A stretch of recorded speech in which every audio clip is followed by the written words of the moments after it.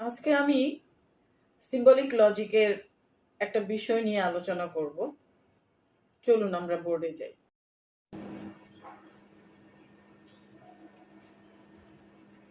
আজকে আমরা সিম্বলিক লজিকের সত্য মান নির্ণয়ে নিষেধক বচনের সত্য মান কিভাবে নির্ণয় করা হয় সেটা একটু দেখতে পাচ্ছি। আমরা এক নম্বর উদাহরণে দেখতে পাচ্ছি যে করিম ভালো ছেলে। এমন নয় যে করিম ভালো ছেলে, অর্থাৎ কি বলা হচ্ছে, যখন কোনো বাক্যকে আমি অস্বীকার করব সেটা হয়ে যাবে নিষেধক। অর্থাৎ একটা পজিটিভ বাক্যকে যখন আমি অস্বীকার করব সেটা হয়ে যাবে নিষেধক।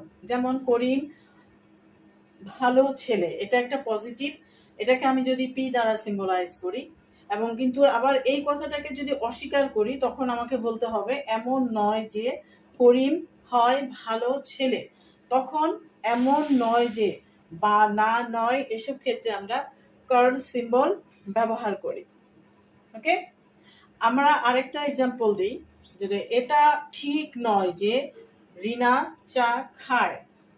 That means negation P. Negation মানে এটা ঠিক নয়, আর পিটা হচ্ছে রিনা চা খায়। এটাকে কি করা হচ্ছে? অস্বীকার করা হচ্ছে। একটা অস্বীকার বাক্যকে যখন আবার অস্বীকার করা হয় সেটা কিন্তু আবার পজিটিভ হয়ে যায়, সদর্থক হয়ে যায়। তাহলে আমরা কি দেখতে পাচ্ছি? এটা ঠিক নয় যে রিনা চা খায়, নেগেশন পি। তাহলে এটাকে আমি যদি অস্বীকার করি তাহলে কি হবে? রিনা চা খায়, তাহলে সেটা হয়ে যাবে পি।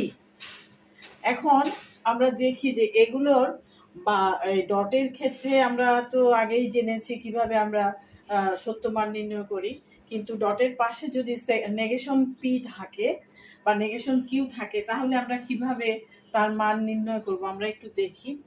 এক নাম্বার এক্সাম্পলে আমরা কি দিয়েছি? P dot negation P. এখন কথা হচ্ছে যে ডটটা আসলো কিভাবে।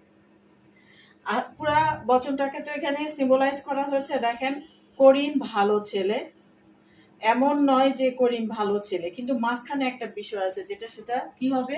আমরা এভাবে বলবো যে করিম ভালো ছেলে, কিন্তু এমন নয় যে করিম ভালো ছেলে।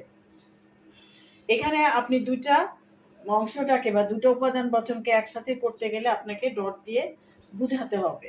আমি আবার বলি, করিম ভালো ছেলে, কিন্তু এমন নয় যে করিম ভালো ছেলে, রাইট? একইভাবে আমরা এটা দেখি যে এটা ঠিক নয়, এটা ঠিক নয় যে রিনা চা খায়। আমরা এটাকে যদি আবার সদর্থক করে ফেলি তাহলে কি হবে? রিনা চা খায়। তাহলে আমরা কি বলবো?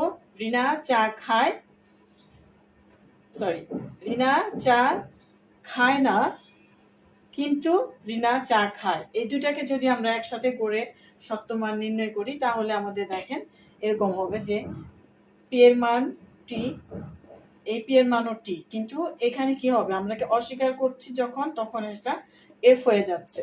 তাহলে টি এফ এ, ডটের ক্ষেত্রে টি এফ এ এফ।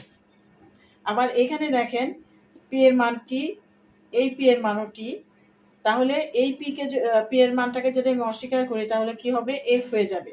তাহলে আলটিমেটলি কি আসলো? যে এফ টিতে, ডটের ক্ষেত্রে এফ টিতে এফ হবে। তাহলে আমরা নিষেধক বচনের ক্ষেত্রে আমরা কি করব?